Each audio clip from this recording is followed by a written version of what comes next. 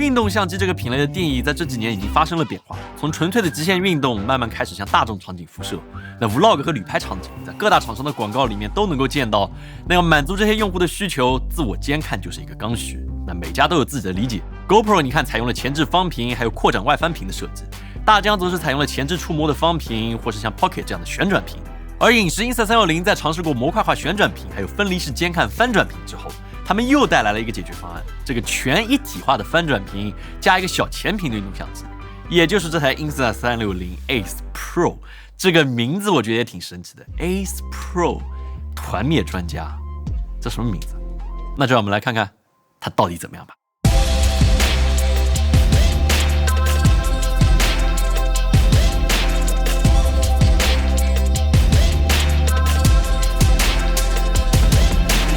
虽然是3家截然不同公司的产品，但是乍一看他们在外观上的区别，我觉得真的不大。电池仓、按键的位置，甚至都是一模一样。可能最大的差别还是这块翻转屏。这块屏幕的大小是 2.4 英寸，对比 Insta360 Go 3的 2.2 英寸，还有 GoPro 的 2.27 英寸，它会要明显大一圈。自拍也会舒服一些，毕竟屏幕比例是16:9，而不像 GoPro 和 Action 的方屏，像这样需要裁切才能吃满整个屏幕。那 Insta360 比较聪明的地方是给屏幕设计了这个按压式的卡槽，在不需要上翻的时候，它会牢牢锁住这个屏幕，几乎没有任何的晃动，但只要按一下就可以把它给释放出来。那操作方面，菜单我觉得相当跟手，响应也非常迅速。副屏可以帮助你快速查看录制时候的参数，那你录制的时候提示灯也会亮起来提醒你相机的状态，这都很好。但是有一点我觉得你一定得注意，真的有点难受，就是这个延迟。之前 Insta360 Go 3的监看是无线的，所以有点延迟我觉得可以接受。但是 Ace Pro 这本身就是一体化的，理应画面是没有延迟的，对吧？但是只要你给它开上防抖，哪怕是最低的设置，它在画面延迟上面你会看到是非常明显的。在自拍的时候会有一点这种自己在和另外一个人说话的这种镜面人的感觉，会有点难受，会容易说不出话。比较好的一点是，影视Insta360在听取我们的意见之后，说产品上市的时候他们会增加一个低延时的固件版本，那原理是会关掉屏幕的防抖来换取更少的延时，那缺陷就是你的画面看到的和录到的会有些不同。还有一点是这个屏幕虽然大，但是它的分辨率是400×240 192 ppi 的像素密度，但 Action 4是640×360 326的 ppi。那你放在一起对比的话，这个清晰度差距还是有，尤其是字体，你会发现它更容易看到锯齿。既然用了这个单屏的方案，其实我会期望他们用上一块更好的屏幕，甚至是一块耐烧屏的 OLED 也是好的，但是目前就是没有，边框也有点大，就有点遗憾。那画质方面 Ace Pro 还是挺有说头的。我们都知道 Insta 之前出过一个1英寸的运动相机，这个 One R， 你会发现乍一看参数，这个 Ace Pro 的传感器反而变小了，变成1.1/3英寸了。这也是我们之前在频道里面讲过的一个问题，因为运动相机它是一个泛焦相机，所以它没有自动对焦的结构。那你贸然把这个传感器给做大，光学就会很难设计，非常容易导致用户自拍出现虚焦的情况，发热也会很难控制。所以 Insta360 大概率是因为这些原因，现在往回退了一步。只不过1.1/3英寸这个词，我相信我们频道的观众一听就是一激灵，立刻警觉。你有没有一种熟悉的感觉？没错，是的，就是它。大疆已经有5台产品使用的传感器，这块1.1/3英寸的，现在 Ace Pro 它也用上了。这块传感器的名字，我真的觉得我们频道的观众应该记住它，它叫做 OV48C， 小米10至尊版当年用的也是这块传感器。那为什么它这么受欢迎？我觉得也就2点：第一，它量大便宜；第二，它确实素质过硬。它本身是一块4800万像素的400方案传感器，支持你4合1合并像素，把像素给拼起来，4个变1个，这样就变成了1200万像素，这就非常适合用来拍视频了，对不对？毕竟4K 视频也就800-900万像素，它的帧率也很能打，有4K 120，也有1080 240，这非常完美。那大家都用一样的传感器的结果，就是互相卷算法、卷优化。其实很多时候我们会容易忽视传感器调教的价值，但是客观来说，调教对于一块传感器的提升是巨大的。那Insta360很清楚软件还有优化的价值，所以这次除了疯狂调教这块传感器，他们还加上了一块5纳米的 AI 芯片，来进一步深度调教它。那就让我们来看看这个耳朵已经听出茧子的词 AI 对于运动相机到底有什么作用吧。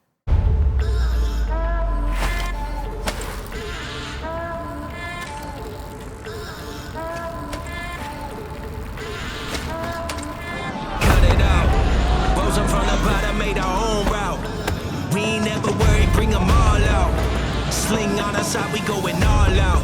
Go on, bring them out. Bring the giants out. Bring the giants out. Bring the giants out. Bring the giants out. We ain't never been scared. We ain't backing down. Bring the giants out. Bring the giants out. Bring the giants out. Bring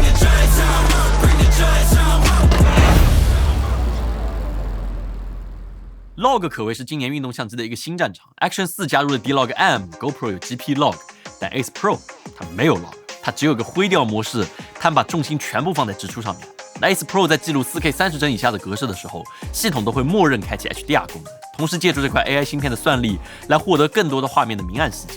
那实话说，直出的话，你看起来这 AI 确实有点东西，特别是大光比的场景，比如说车内或者有窗户的室内，它在高光处的确保留了很多的细节，暗部也还不错。同一场景下，你可以看一下对比 Action 4还有 GoPro 12的 HDR 模式，你觉得怎么样？就我个人来看，的确是要好上一档，还挺明显的，而且锐化也可以调整，这也是一大优势。那比较可惜的就是 4K 30帧以上，它现在就没有 HDR 的功能，动态范围会有个明显的下降，这有一点难受。4K 120帧的画质你也可以看一下，我觉得还算不错，但是和别的运动相机相比，也不算出彩。要是有 Log 或者 HDR 会更好一些。那另外一个我对 Ace Pro AI 感知比较明显的地方，就是在夜晚或者光照环境不充足的时候，正常运动相机都会很吃力，噪点也会非常多。那 Ace Pro 在同类相机里面已经算是非常能打了，尤其是夜晚拍摄这种窗户、店铺或者橱窗里面的画面的时候，对比 Action 4还有 GoPro， 你可以看一下，效果我觉得也是要好上一些的。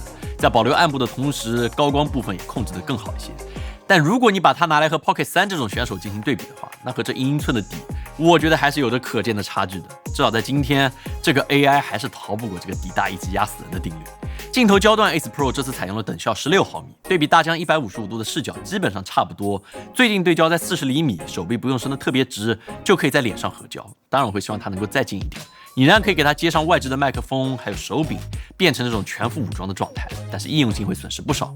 接口方面 Ace Pro 采用了一个全新的接口，你可以用它来接各种配件进行转接，这都行。但是我最大的吐槽是它居然和 Insta360 Go 3那个配件的接口是不一样的，这导致以前那些 Go 3的配件是没法用在它上面的，要不是一个复杂的转接才可以用，这真的很奇怪。明明是自家产的同一世代的产品，但是接口不一样，这一点我必须要吐槽，真的很怪。防抖 Ace Pro 实际效果是不错的，还是挺优秀的。但是正如我刚才所说，你需要面对这个屏幕延迟的问题，尤其开高之后，这个延迟甚至会达到 0.3秒，还是挺夸张的一个延迟。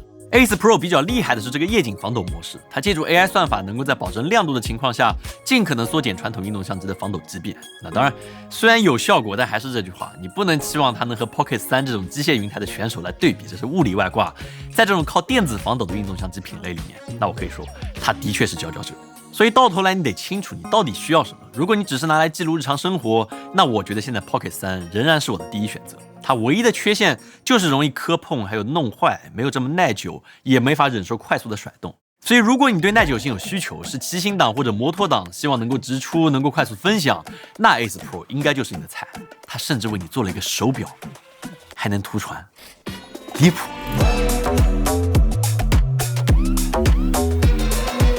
这应该是我今年看过最离谱的运动相机配件，带屏图传 GPS Ace Pro 手表。这听着很抽象，但我觉得这可能是这个产品系列最吸引我的一个东西。毕竟有时候运动相机放在头盔或者胸前的时候，你不想拿手机，那查看构图就没有那么方便了。大疆 Action 4的控制器没法看构图，对吧？这 Insta360 它不仅能看，还能给你写入 GPS 信息，还能调整参数，还能有一个手表的表盘让你看时间，这太离谱了，这不是大天才手表吗？但是用还是真的挺好用的，它会自动连接来自动配对，但毕竟是一个无线传输，所以会有一些延迟。你会发现它会在原相机的延迟之上再叠加一层，大概会有1秒钟左右的延迟，这是你在购买这个配件前需要注意的。那续航方面，这一代 Ace Pro 在室温环境下 4K 50帧录制1个小时，将128GB 卡录满，它也没有停止录制。而 4K 30帧，它可以持续录制100分钟左右，而且机身本身支持快充，大概20多分钟可以充到80%，46分钟可以充满，这都很好。但是有一个离谱的，它的电池现在不支持在屏幕上查看电量的百分比，你只能通过手机的 app 来看，这是为什么？这应该不难办到吧？这太怪了。与其靠屏幕上的电池框的颜色来揣测剩余的电量，那肯定是直接看电量的百分比，会更加简洁明了，对吧？那数据传输方面 ，Insta360 倒是做的还不错，因为大部分用户会选择无线传输，所以现在 Ace Pro 支持了这个后台下载视频的功能，这算是一个比较大的革新。过去相机都需要一直开着手机 app 才能够回传，但现在 Ace Pro 你可以同时刷视频，或者回微信，或者去我们店里看看我们新出的冬季服装，素材仍然能被下载到你的手机里面，这一点还是挺好的。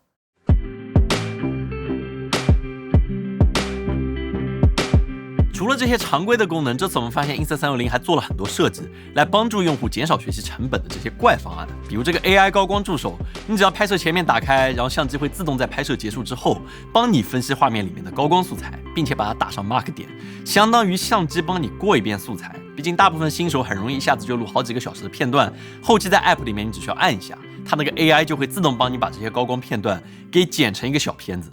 然后因为 Ace Pro 有个循环录制的功能，所以我们在测试过程中发现有一个好的方法能够配合这个 AI 大幅度提升它的利用率，就是把它当成一个高级的行车记录仪。尤其是开车旅行，它可以自动帮你出片子，剪掉大量冗长的部分，然后平时保安全，下车的时候只要一拆拿下来就可以录你的生活。那除了走线麻烦一点，别的我觉得都还挺好的。所以总的来说，我觉得 Ace Pro 确实能和 Action 4还有 GoPro 12打得有来有回，也确实开启了运动相机三分天下的时代。你买它的理由，我觉得无外乎就是大屏自拍，还有 AI 功能，这是它最亮眼的2个地方，有着绝对的优势。所以你会选择哪一台运动相机，还是说都不买？我很好奇你的答案。好了，以上就是本期节目的全部内容。如果你喜欢的话，也请务必点赞、务必3连转发，对我们有非常大的帮助。那么我们下次再见。